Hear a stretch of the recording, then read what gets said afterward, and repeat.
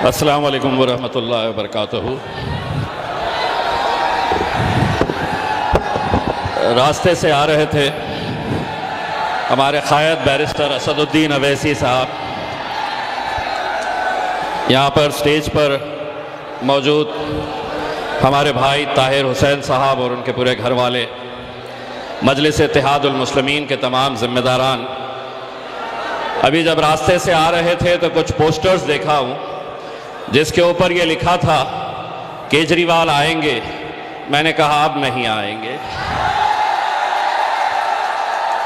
अब न तुम आएंगे, न आप आएंगे, न कांग्रेस आएगी, न भाजपा आएगी, अब हम आएंगे। भाइयों, मैं जिस दिन से मजलिस इत्तेहादुल मुस्लिमीन ने यह फैसला लिया कि हम मुस्तफ़ाबाद से ताहिर हुसैन साहब को मैदान के अंदर उतारेंगे, सारी दिल्ली के अंदर ही नहीं बल्कि पूरे हिंदुस्तान के अंदर खलबली मच गई। इतनी तकलीफ होने लगी। जिस दिन ऐलान हुआ उसके दूसरे ही दिन मुंबई के पत्रकारों ने मुझसे पूछा, उन्होंने कहा कि भारतीय जनता पार्टी के एक नेता ने इसका विरोध किया है कि आप ताहिर हुसैन को कैसा टिकट दे सकते हैं। मैं कहा अगर तू साध्वी को दे सकता है तो ताहिर तो मेरा भाई है, बिल्कुल दूंगा। और वैसे भी ये भाजपा के जो छोटे मोटे नेता हैं इनके ऊपर हम दखल देते नहीं है, उसमें बहुत ज्यादा अहमियत इन्हें देते नहीं है। मुझे पूरा यकीन है कि कानून ये कहता है कि जब तक तुम्हारा जुर्म साबित नहीं होता है तब तक हर इंसान बेगुनाह है। यकीनन आज हिंदुस्तान की जेलों के अंदर न जाने कितने ऐसे ताहिर हुसैन जेलों के अंदर न जाने कितने सालों से अपनी जिंदगी गुजार रहे हैं। मैं ताहिर हुसैन के पूरे घर वालों को ये बताना चाहता हूं और ये यकीन दिलाना चाहता हूं कि आपके साथ कोई हो ना हो, आपके साथ अल्लाह है और आपके साथ पूरी ताकत के साथ मजलिस इत्तेहादुल मुस्लिमीन खड़े रहेगी। ये इतने सारे जो लेकर आए हैं ना, ये सुनने के लिए आए हैं कि असद साहब कैसा ताहिर हुसैन को टिकट दे दिए। जो वो यही सवाल कर रहा है। हमें यकीन है कि मुस्तफाबाद की आवाम ताहिर भाई के साथ उतनी ही ताकत के साथ खड़े रहेगी जितनी ताकत के साथ बैरिस्टर असदुद्दीन अवैसी साहब, इम्तियाज जलील साहब, शोएब जमाई और यहां के नौजवान बुजुर्ग, मेरी माएं और बहनें, ये मत समझो कि ये ताहिर हुसैन के साथ हुआ है। कल मेरा भी नंबर आ सकता है, कल तुम्हारा भी नंबर आ सकता है। अगर आज हम अपने मजलूम भाइयों के साथ अगर खड़े नहीं रहेंगे, उन्हें इंसाफ दिलाने के लिए अगर हम पूरी ताकत नहीं झोंकेंगे तो शायद कल किसी का भी नंबर आ सकता है। लेकिन हम अल्हम्दुलिल्लाह बड़ा सोच समझ कर यह फैसला किए हैं और हम पूरा यकीन के साथ ये कहते हैं कि ये नौजवानों की जिम्मेदारी है कि इंशाअल्लाह ताहिर हुसैन साहब को यहां से जीत कर दिलाना ये आप लोगों की जिम्मेदारी है। ताहिर भाई, आप जिस जगह के ऊपर बैठे हैं, आप जहां पर इतने सालों से अपनी जिंदगी गुजार रहे हैं, मैं उनके बेटे शादाब को सुन रहा था, उनकी बच्ची का मैंने एक इंटरव्यू सुना। तसव्वुर करिए किसी के भी घर में यह हो सकता है कि एक बाप जेल में है, बच्चे हर रोज इंतजार कर रहे हैं कि कब वो बाहर आएंगे, कब उन्हें आजादी मिलेगी। मैं ताहिर भाई आपसे सिर्फ इतना कहना चाहता हूं, जो आपकी कैफियत है, और जब हमने ये ऐलान किया कि आप यहां से इलेक्शन लड़ेंगे, तो मुस्तफाबाद की कैसी कैफियत है ये आपके जरिए मैं सुनाना चाहता हूं।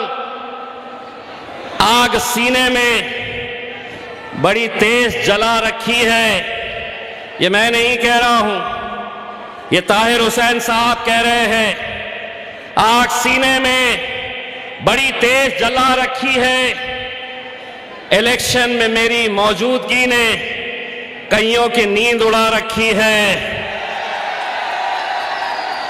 शहर में जब से चलने लगे हैं, शहर में जब से चलने लगी है हवा मेरी, ताहिर भाई की, शहर में जब से चलने लगी है हवा मेरी, मेरे दुश्मनों ने उछल कूद मचा रखी है। मेरे भाई, आज जिस दौर से हम गुजर रहे हैं, इससे खराब और क्या हो सकता है कि जिसको आपने उरूज तक पहुंचाया था यही आवाम थी, मजलिस नहीं थी। उस वक्त जब आपने केजरीवाल को, आम आदमी पार्टी को हुकूमत दिलाई, और आज वही कुरान मजीद की बेहुरमती करने वाला, कुरान मजीद इस्लाम के खिलाफ बोलने वाला, उस शख्स को आप टिकट देते हैं तो केजरीवाल कान खोल के सुन ले। अगर ये आवाम तुझे उरूज तक पहुंचा सकती है तो यही आवाम इंशाअल्लाह तुझे जवाल भी दिखाएगी, तुझे नीचे जमीन पर भी लेकर आएगी। हम सब कुछ बर्दाश्त कर सकते हैं, गाली देनी है, मुखालिफत करनी है, इम्तियाज जलील की करो, लेकिन कुरान मजीद, इस्लाम, और अब तो हम एक ऐसे दौर से गुजर रहे हैं जहां पर हमारे नबी करीम सल्लल्लाहु अलैहि वसल्लम के खिलाफ भी गुस्ताखी हो रही है। गुस्ताखी करने वाले अकेले वो नहीं है। एक बात समझ लो, मुस्तफाबाद के नौजवानों, बुजुर्गों, मेरी माँ और बहनों, अगर किसी ने कुरान मजीद की बेहुरमती की है, इस्लाम के खिलाफ अनाप शनाप बोला है, और अगर तुम उसकी पार्टी की तायीद कर रहे हैं, तो एक तरीके से कुरान मजीद की बेहुरमती अकेला उसने नहीं किया है जैसे टिकट दिया गया है, तुम भी उसमें शामिल रहेंगे। यकीनन आज हमें हमारा पैगाम देना है, एक ताकत बनकर खड़े रहना है। जलसे सजेंगे, आप आएंगे सुनने के लिए, लेकिन यकीन मानिए, वो दिन तसव्वुर करिए कि जिस पार्टी ने ताहिर हुसैन को जिस तरीके से निकालकर बाहर अपनी पार्टी से फेंका है, इंशाअल्लाह वो दिन भी आएगा कि सीना चौड़ा करके ताहिर हुसैन दिल्ली की विधानसभा के अंदर जाएगा और उनके बीच जाकर बैठेगा जिन्होंने उसे जेल तक पहुंचाने का काम किया है। मेरे भाई, मजलिस इत्तेहादुल मुस्लिमीन क्यों लड़ रहे हैं इलेक्शन, क्यों आए हैं? शादाब से पूछो कि जिस दिन हमने ताहिर भाई का कैंडिडेट डिक्लेयर किया, वो हमारी पार्टी के अंदर शमूलियत हासिल किए। कितने आम आदमी पार्टी के नेताओं ने इन्हें फोन किया, रुकाने की कोशिश की। अगर तुम बुरे वक्त में इनका साथ देते तो शायद ये हमारे साथ नहीं आते, लेकिन तुमने इन्हें अकेला छोड़ा, तन्हा छोड़ा, इनका साथ नहीं दिया, इनका दामन नहीं पकड़ा। इसीलिए आज हमने कहा कि तुम्हारे साथ कोई हो ना हो, हम तुम्हारे लिए खड़े रहेंगे। यकीन मानिए, दिल्ली के अंदर कितनी सीटें कौन लड़ने वाला है हमें नहीं पता है, कौन कहां से लड़ने वाला है, लेकिन सबसे ज्यादा अगर चर्चा होगी मेरे भाई पूरे हिंदुस्तान के अंदर, तो मुस्तफाबाद की ये सीट की चर्चा होगी। और जश्न सिर्फ मुस्तफाबाद नहीं मनाएगा, हिंदुस्तान के अंदर हर वो मजलूम जिसे लगता है कि हमारा कोई नहीं है, अरे जिसका कोई नहीं उसका खुदा होता है मेरे भाई। मुझे फख्र है मेरे कायद बैरिस्टर असदुद्दीन अवैसी साहब के ऊपर, जब ये बात हमारे दिल्ली के सदर शोएब जमाई साहब ने मुझसे कही कि हम ताहिर हुसैन साहब के परिवार वालों के साथ, उनके फैमिली के साथ हम बातचीत कर रहे हैं, क्या हम उन्हें टिकट दे सकते हैं, उन्हें इलेक्शन लड़ा सकते हैं।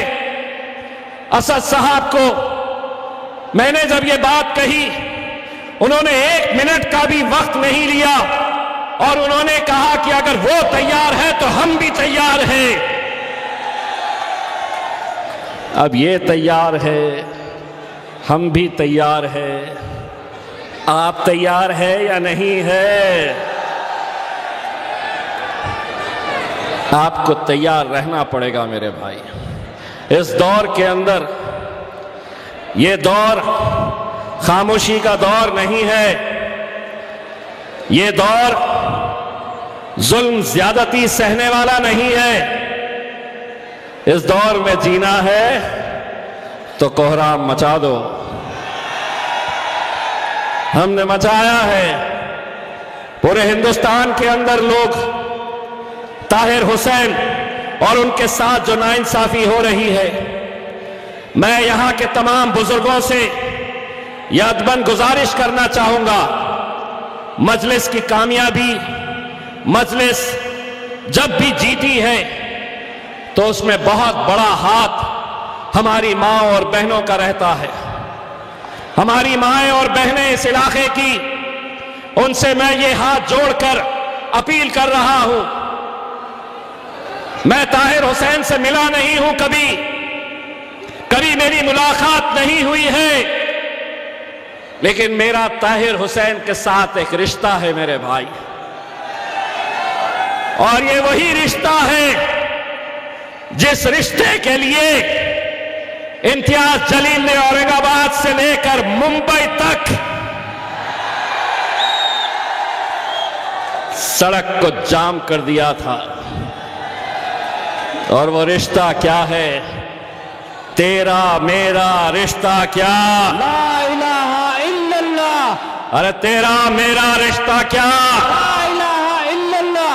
वही रिश्ता मेरा और ताहिर का है, वही रिश्ता असदुद्दीन अवैसी साहब का और ताहिर भाई का है, वही रिश्ता हमारा शादाब के साथ है। मैं शादाब को यह कहना चाहूंगा कि शादाब अल्लाह रास्ते बनाता है। हमारी कोई हैसियत नहीं, हमारी कोई ताकत नहीं है। इंशाअल्लाह वो दिन भी आप देखेंगे कि अगर अल्लाह ने चाहा तो कैसे रास्ते बनते हैं। इंशाअल्लाह हम पूरी कोशिश करेंगे कि इस इलेक्शन के अंदर ताहिर हुसैन साहब आपके बीच में आए अपना प्रचार करने के लिए। आपकी दुआएं और आपका ताकत अगर हमारे साथ रही तो मेरे भाई, मुझे मालूम है आपकी दीवानगी किसको सुनना चाहती है, बैरिस्टर असदुद्दीन अवैसी साहब। और आपके बीच में मैं ज्यादा वक्त नहीं लेता हूं और अब दावत देता हूं बैरिस्टर असदुद्दीन अवैसी साहब को आपसे मुखातिब हो। बहुत बहुत शुक्रिया।